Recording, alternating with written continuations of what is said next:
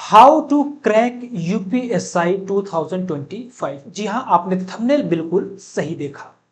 साथियों, यूपीएसआई 2025 को क्रैक करने की सबसे बेहतर से बेहतर रणनीति क्या हो सकती है? तो अगर आप यूपीएसआई को क्रैक करना चाहते हैं तो सबसे पहली बात तो आपको सिलेबस और पैटर्न पता होना चाहिए। अगर सिलेबस और पैटर्न पता है तो आप ऐसे ही हर एक विद्यार्थी से 50% आगे निकल जाते हैं।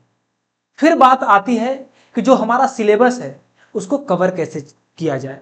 ठीक है, तो सिलेबस के बारे में अगर मैं चर्चा थोड़ा सा करूं, आपको चूंकि क्रैक करना है तो इसको समझना ही पड़ेगा। देखिए, आपको जो है कि टोटल प्रश्न कितने पूछे जाते हैं? 160 प्रश्न पूछे जाते हैं दोस्तों। कितने? 160 प्रश्न पूछे जाते हैं। 4 विषय से प्रश्न आते हैं। हिंदी से आता है, हिंदी से आता है, उसके बाद मैथ से आता है, mathematics, reasoning, reasoning and GK GS, GK GS. हर एक विषय से दोस्तों कितने प्रश्न पूछे जाते हैं? तो आप कहेंगे सर हर एक विषय से 40 प्रश्न पूछे जाते हैं। कितने? 40 प्रश्न पूछे जाते हैं। अब दोस्तों पहली बात, जो पोस्ट है 4543 पोस्ट है। पोस्ट टोटल कितनी है?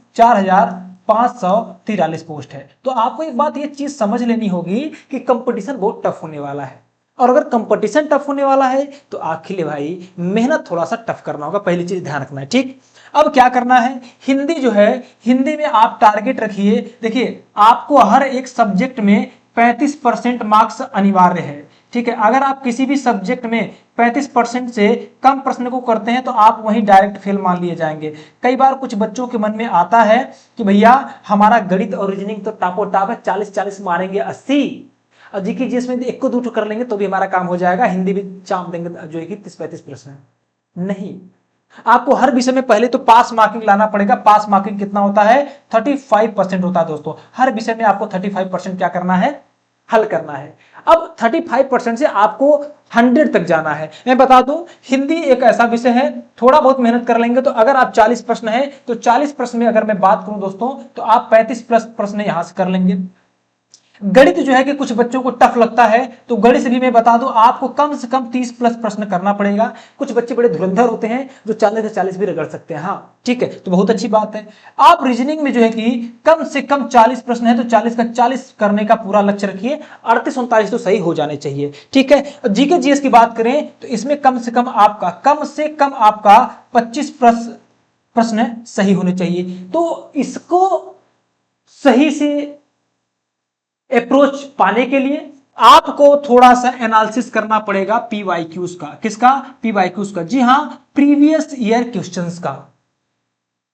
अभी जो प्रीवियस ईयर क्वेश्चंस है इसको जब आप हल करते हैं तो आपको पता चलता है कि किन टॉपिक से प्रश्न पूछे जा रहे हैं, किन टॉपिक से ज्यादा प्रश्न पूछे जा रहे हैं, किन टॉपिक से कम प्रश्न पूछे जा रहे हैं। फिर आपको यह भी पता चलता है कि जो पीवाईक्यूज है वे रिपीट हो रहे हैं कि नहीं हो रहे हैं। तो आप पाते हैं कि कई बार पीवाईक्यूज के जो प्रश्न होते हैं डायरेक्ट रिपीट होते हैं, तो हमको पीवाईक्यूज को अच्छे से एनालिसिस करके पढ़ना है। तो इतनी काम अगर आप करते हैं और डेडिकेशन के साथ पढ़ाई करते हैं तो ही आपका सिलेक्शन होने वाला है और बहुत आराम से हो जाएगा।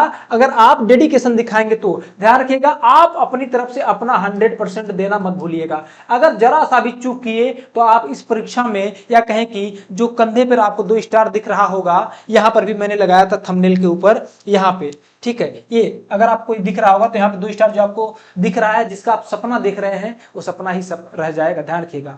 इसलिए मेहनत में कोई कसर नहीं छोड़ना है। हमको क्या करना है? अपनी तरफ से 100% देना है। 100 से ज्यादा हो सकता है, ज्यादा दीजिए, लेकिन यही वक्त है, यही मौका है, यही समय है।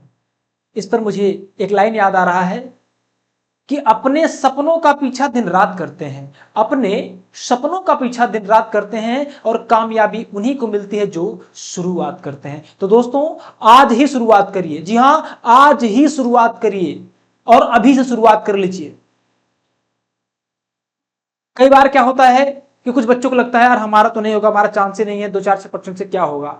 भाई 1% चांस गुड इनफ है। आपको याद है विराट कोहली वाला वो वक्तव्य, समटाइम्स 1% इज गुड इनफ। जी हाँ, कभी कभी 1% क्या होता है, बहुत होता है, उसी में जी जान लगा के मेहनत कर दीजिए, हो भी जाएगा। ठीक है, और हो जाए तो आकर के थैंक यू भी कहिएगा। चलिए मिलते हैं आपसे किसी अगले वीडियो में, तब तक के लिए सभी को जय हिंद, जय भारत।